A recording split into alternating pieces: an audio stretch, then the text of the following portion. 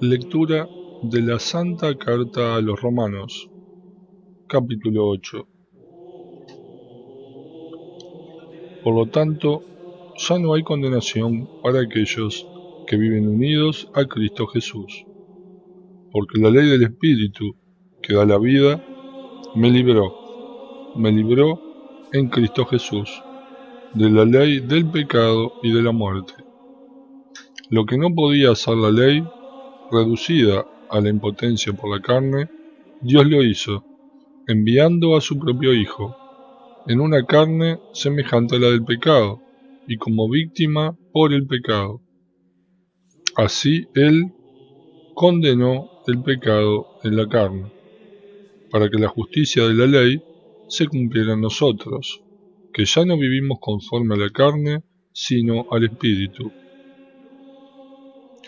En efecto, los que viven según la carne desean lo que es carnal, en cambio, los que viven según el Espíritu desean lo que es espiritual.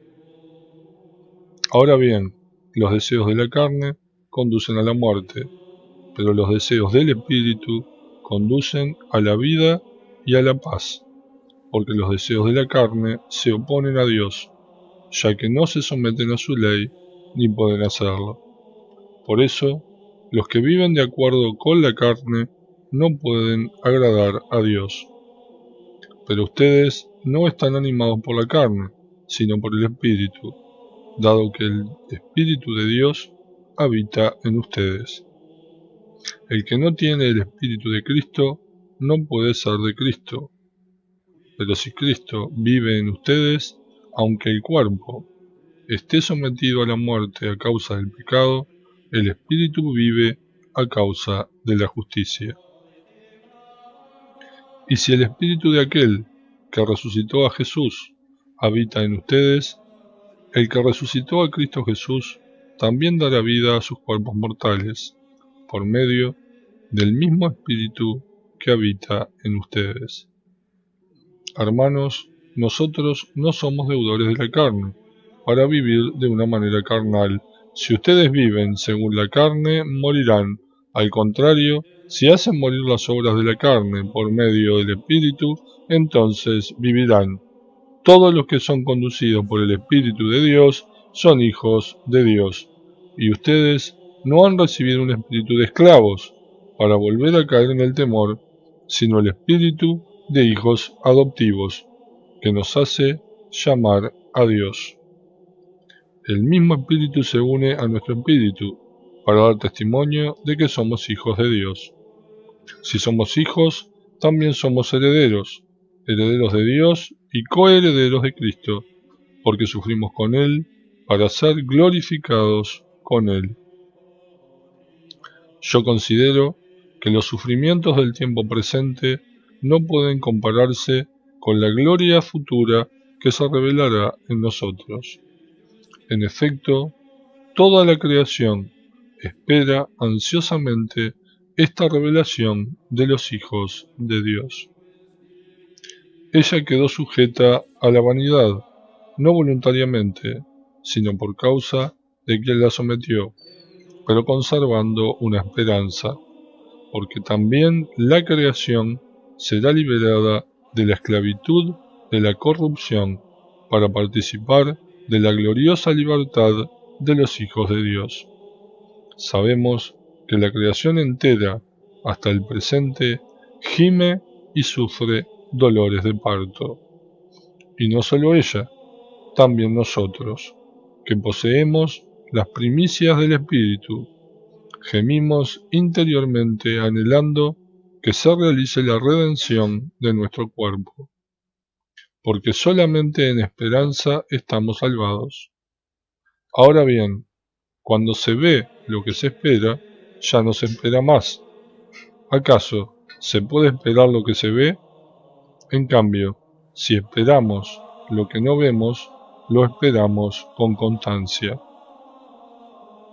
Igualmente, el mismo Espíritu viene en ayuda de nuestra debilidad, porque no sabemos orar como es debido. Pero el Espíritu intercede por nosotros con gemidos inefables. Y el que sondea los corazones conoce el deseo del Espíritu y sabe que su intercesión en favor de los santos está de acuerdo con la voluntad divina.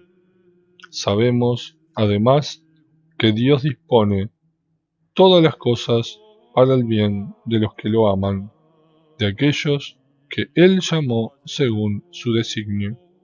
En efecto, a los que Dios conoció de antemano, los predestinó a reproducir la imagen de su Hijo, para que Él fuera el primogénito entre muchos hermanos. Y a los que predestinó, también los llamó. Y a los que llamó, también los justificó.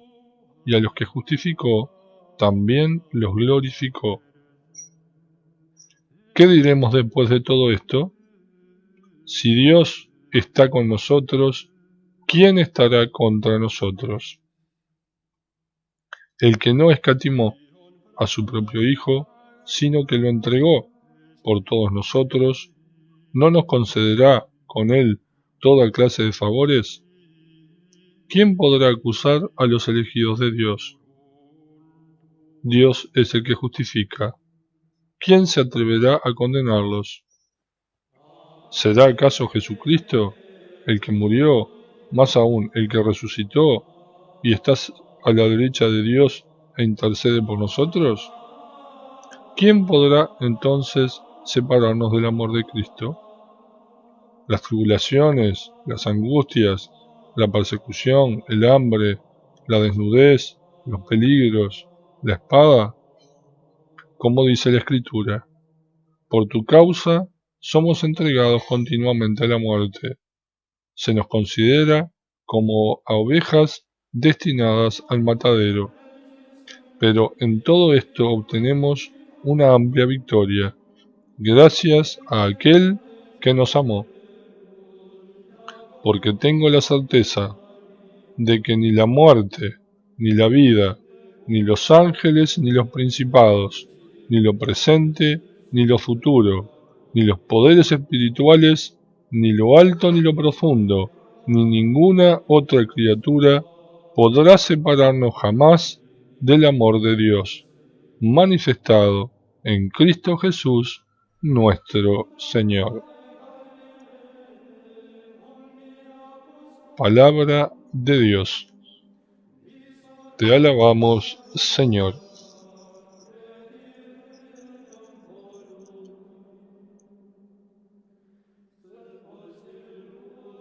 Lectura de la Santa Carta a los Romanos, capítulo 9.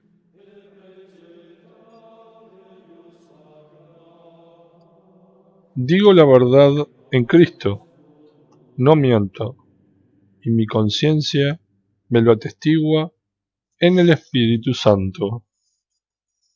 Siento una gran tristeza y un dolor constante en mi corazón. Yo mismo desearía ser maldito, separado de Cristo en favor de mis hermanos, los de mi propia raza. Ellos son israelitas. A ellos pertenecen la adopción filial, la gloria, las alianzas, la legislación, el culto y las promesas. A ellos pertenecen también los patriarcas, y de ellos desciende Cristo según su condición humana, el cual está por encima de todo. Dios bendito eternamente. Amén. No es cierto que la palabra de Dios haya caído en el vacío, porque no todos los que descienden de Israel son realmente israelitas, como tampoco todos los descendientes de Abraham son hijos suyos, sino que, como dice la Escritura, de Isaac nacerá tu descendencia. Esto quiere decir que los hijos de Dios no son los que han nacido de la carne, y que la verdadera descendencia son los hijos de la promesa, porque así dice la promesa: para esta misma fecha volveré, y entonces Sara tendrá un hijo. Y esto no es todo. Está también el caso de Rebeca, que concibió 2 hijos de un solo hombre, Isaac, nuestro padre. Antes que nacieran los niños, antes que pudieran hacer el bien o el mal, para que resaltara la libertad de la elección divina, que no depende de las obras del hombre, sino de aquel que llama, Dios le dijo a Rebeca: el mayor servirá al menor, según lo que dice la Escritura. Prefería a Jacob en lugar de Esaú. ¿Diremos por esto que Dios es injusto? De ninguna manera, porque Él dijo a Moisés: seré misericordioso con el que yo quiera, y me compadeceré del que quiera compadecerme. En consecuencia, todo depende no del querer o del esfuerzo del hombre, sino de la misericordia de Dios. Porque la Escritura dice al faraón: precisamente para eso te he exaltado, para que en ti se manifieste mi poder y para que mi nombre sea celebrado en toda la tierra. De manera que Dios tiene misericordia del que Él quiere y endurece al que Él quiere. Tú me podrás objetar entonces: ¿qué puede reprocharnos Dios? ¿Acaso alguien puede resistir a su voluntad? Pero tú, ¿quién eres para discutir con Dios? ¿Puede el objeto modelado decir al que lo modela: ¿por qué me haces así? ¿No es el alfarero dueño de su arcilla para hacer de un mismo material una vasija fina o una ordinaria? ¿Qué podemos reprochar a Dios? Si quiere manifestar su ira y dar a conocer su poder, soportó con gran paciencia a quienes atrajeron su ira y merecieron la perdición. Y si Él quiso manifestar la riqueza de su gloria en los que recibieron su misericordia, en los que Él predestinó para la gloria, en nosotros que fuimos llamados por Él, no solo de entre los judíos, sino también de entre los paganos, ¿qué podemos reprocharle? Esto es lo que dice Dios por medio de Oseas: al que no era de mi pueblo, lo llamaré mi pueblo, y al que no era mi amada, la llamaré mi amada. Y en el mismo lugar donde se les dijo: ustedes no son mi pueblo, allí mismo serán llamados hijos del Dios viviente. A su vez, Isaías proclama acerca de Israel: aunque los israelitas fueran tan numerosos como la arena del mar, solo un resto se salvará, porque el Señor cumplirá plenamente y sin tardanza su palabra sobre la tierra.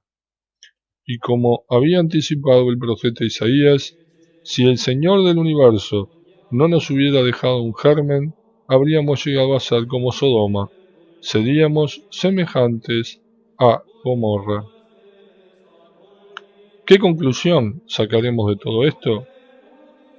Que los paganos que no buscaban la justicia alcanzaron la justicia, la que proviene de la fe, mientras que Israel, que buscaba una ley de justicia, no llegó a cumplir esa ley. ¿Por qué razón? Porque no recurrieron a la fe, sino a las obras. De este modo, chocaron contra la piedra de tropiezo. Como dice la Escritura: yo pongo en Sión una piedra de tropiezo y una roca que hace caer, pero el que cree en él no quedará confundido. Palabra de Dios. Te alabamos, Señor.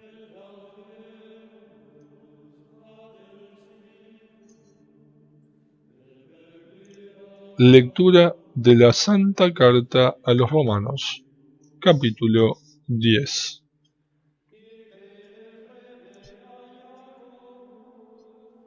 Hermanos, mi mayor deseo y lo que pido en mi oración a Dios es que ellos se salven. Yo atestiguo en favor de ellos, que tienen celo por Dios, pero un celo mal entendido, porque desconociendo la justicia de Dios y tratando de afirmar la suya propia, rehusaron someterse a la justicia de Dios, ya que el término de la ley es Cristo, para justificación de todo el que cree. Moisés, en efecto, escribe acerca de la justicia que proviene de la ley: el hombre que la practique vivirá por ella. En cambio, la justicia que proviene de la fe habla así: no digas en tu corazón, ¿quién subirá al cielo? Esto es, para hacer descender a Cristo. O bien, ¿quién descenderá al abismo? Esto es, para hacer subir a Cristo de entre los muertos. Pero ¿qué es lo que dice la justicia? La palabra está cerca de ti, en tu boca y en tu corazón, es decir, la palabra de la fe que nosotros predicamos. Porque si confiesas con tu boca que Jesús es el Señor, y crees en tu corazón que Dios lo resucitó de entre los muertos, serás salvado. Con el corazón se cree para alcanzar la justicia, y con la boca se confiesa para obtener la salvación. Así lo afirma la Escritura: el que cree en él no quedará confundido, porque no hay distinción entre judíos y los que no lo son. Todos tienen el mismo Señor, que colma de bienes a quienes lo invocan, ya que todo el que invoque el nombre del Señor se salvará. Pero, ¿cómo invocarlo sin creer en él?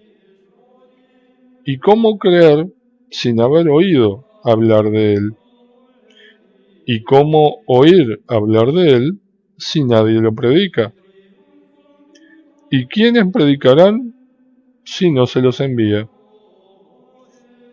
Como dice la Escritura: qué hermosos son los pasos de los que anuncian buenas noticias. Pero no todos aceptan la buena noticia. Así lo dice Isaías: Señor, ¿quién creyó en nuestra predicación? La fe, por lo tanto, nace de la predicación, y la predicación se realiza en virtud de la palabra de Cristo. Yo me pregunto, ¿acaso no la han oído? Sí, por supuesto. Por toda la tierra se extiende su voz, y sus palabras llegan hasta los confines del mundo. Pero vuelvo a preguntarme, ¿es posible que Israel no haya comprendido? Ya lo dijo Moisés: yo los pondré celosos con algo que no es un pueblo, los irritaré con una nación insensata. E Isaías se atreve a decir: me encontraron los que no me buscaban, y me manifesté a aquellos que no preguntaban por mí. De Israel, en cambio, afirma: durante todo el día tendí mis manos a un pueblo infiel y rebelde.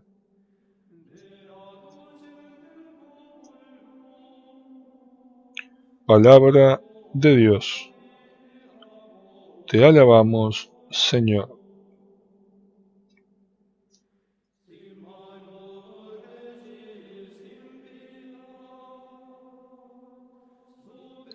Lectura de la Santa Carta a los Romanos, capítulo 11. Entonces me pregunto, ¿Dios habrá rechazado a su pueblo? Nada de eso. Yo mismo soy israelita, descendiente de Abraham y miembro de la tribu de Benjamín. Dios no ha rechazado a su pueblo, al que eligió de antemano. ¿Ustedes no saben acaso lo que dice la Escritura en la historia de Elías?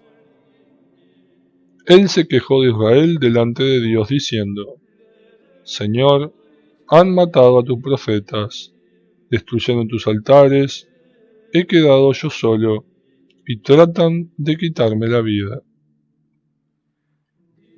¿Y qué le respondió el oráculo divino? Me he reservado 7000 hombres que no doblaron su rodilla ante Baal. Así, En el tiempo presente hay también un resto elegido gratuitamente. Y si es por gracia, no es por las obras, de lo contrario, la gracia no sería gracia. ¿Qué conclusión sacaremos de esto? Que Israel no alcanzó lo que buscaba, sino que lo consiguieron los elegidos. En cuanto a los demás, se endurecieron, según la palabra de la Escritura. Dios los insensibilizó para que sus ojos no vean y sus oídos no escuchen hasta el día de hoy. Y David añade que su mesa se convierta en una trampa y en un lazo, en ocasión de caída y en justo castigo, que se nublen sus ojos para que no puedan ver, y doblégale la espalda para siempre. Yo me pregunto entonces, ¿el tropiezo de Israel significará su caída definitiva? De ninguna manera. Por el contrario, a raíz de su caída, la salvación llegó a los paganos, a fin de provocar los celos de Israel. Ahora bien, si su caída enriqueció al mundo y su disminución a los paganos, ¿qué no conseguirá su conversión total? A ustedes, que son de origen pagano, les aseguro que en mi condición de apóstol de los paganos, hago honor a mi ministerio, provocando los celos de mis hermanos de raza, con la esperanza de salvar a algunos de ellos. Porque si la exclusión de Israel trajo consigo la reconciliación del mundo, su reintegración ¿no será un retorno a la vida? Si las primicias son santas, también lo es toda la masa. Si la raíz es santa, también lo son las ramas. Si algunas de las ramas fueron cortadas, y tú, que eres un olivo silvestre, fuiste injertado en lugar de ellas, haciéndote partícipe de la raíz y de la savia del olivo, no te enorgullezcas frente a las ramas. Y si lo haces, recuerda que no eres tú quien mantiene la raíz, sino la raíz a ti. Me dirás, estas ramas han sido cortadas para que yo fuera injertado. De acuerdo, pero ellas fueron cortadas por su falta de fe. Tú, en cambio, estás firme gracias a la fe. No te enorgullezcas por eso, más bien teme, porque si Dios no perdonó a las ramas naturales, tampoco te perdonará a ti. Considera tanto la bondad cuanto la severidad de Dios. Él es severo para con los que cayeron y es bueno contigo, siempre y cuando seas fiel a su bondad. De lo contrario, también tú serás arrancado. Y si ellos no persisten en su incredulidad, también serán injertados, porque Dios es suficientemente poderoso para injertarlos de nuevo. En efecto, si tú fuiste cortado de un olivo silvestre, al que pertenecías naturalmente, y fuiste injertado contra tu condición natural en el olivo bueno, ¿cuánto más ellos podrán ser injertados en su propio olivo al que pertenecen por naturaleza? Hermanos, no quiero que ignoren este misterio, a fin de que no presuman de ustedes mismos. El endurecimiento de una parte de Israel durará hasta que haya entrado la totalidad de los paganos, y entonces todo Israel será salvado, según lo que dice la Escritura. De Sión vendrá el libertador. Él apartará la impiedad de Jacob, y esta será mi alianza con ellos, cuando los purifique de sus pecados. Ahora bien, en lo que se refiere a la buena noticia, ellos son enemigos de Dios a causa de ustedes, pero desde el punto de vista de la elección divina, son amados en atención a sus padres, porque los dones y el llamado de Dios son irrevocables. En efecto, ustedes antes desobedecieron a Dios, pero ahora, a causa de la desobediencia de ellos, han alcanzado misericordia. De la misma manera, ahora que ustedes han alcanzado misericordia, ellos se niegan a obedecer a Dios. Pero esto es para que ellos también alcancen misericordia. Porque Dios sometió a todos a la desobediencia, para tener misericordia de todos. Qué profunda y llena de riqueza es la sabiduría y la ciencia de Dios. Qué insondables son sus designios, y qué incomprensibles sus caminos. ¿Quién penetró en el pensamiento del Señor? ¿Quién fue su consejero? ¿Quién le dio algo para que tenga derecho a ser retribuido? Porque todo viene de Él, ha sido por Él y es para Él. A Él sea la gloria eternamente. Amén. Palabra de Dios. Te alabamos, Señor. Lectura de la Santa Carta a los Romanos, capítulo 12.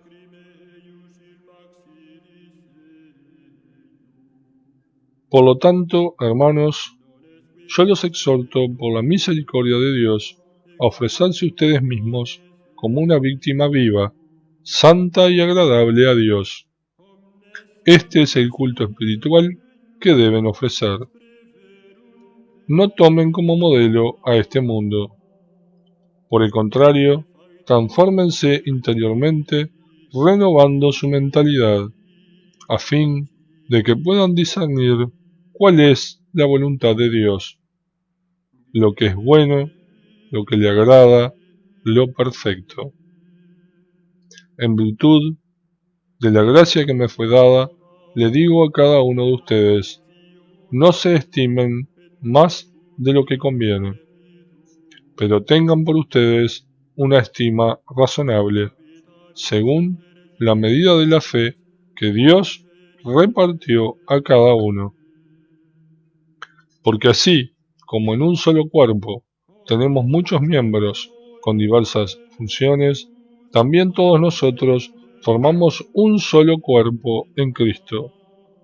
Y en lo que respecta a cada uno, somos miembros los unos de los otros, conforme a la gracia que Dios nos ha dado. Todos tenemos aptitudes diferentes. El que tiene el don de la profecía, que lo ejerza según la medida de la fe. El que tiene el don del ministerio, que sirva. El que tiene el don de enseñar, que enseñe. El que tiene el don de exhortación, que exhorte. El que comparte sus bienes, que dé con sencillez. El que preside la comunidad, que lo haga con solicitud. El que practica misericordia, que lo haga con alegría. Amen con sinceridad. Tengan horror al mal y pasión por el bien. Ámense cordialmente, con amor fraterno, estimando a los otros como más dignos. Con solicitud incansable y fervor de espíritu sirvan al Señor. Alégrense en la esperanza, sean pacientes en la tribulación y perseverantes en la oración. Consideren como propias las necesidades de los santos y practiquen generosamente la hospitalidad. Bendigan a los que los persiguen, bendigan y no maldigan nunca. Alégrense con los que están alegres y lloren con los que lloran. Vivan en armonía unos con otros, no quieran sobresalir. Pónganse a la altura de los más humildes. No presuman de sabios. No devuelvan a nadie mal por mal. Procuren hacer el bien delante de todos los hombres. En cuanto dependa de ustedes, traten de vivir en paz con todos. Queridos míos, no hagan justicia por sus propias manos. Antes bien, den lugar a la ira de Dios, porque está escrito: yo castigaré, yo daré la retribución, dice el Señor. Y en otra parte está escrito: si tu enemigo tiene hambre, dale de comer; si tiene sed, dale de beber. Haciendo esto, amontonarás carbones encendidos sobre su cabeza. No te dejes vencer por el mal; por el contrario, vence al mal haciendo el bien. Palabra de Dios. Te alabamos, Señor.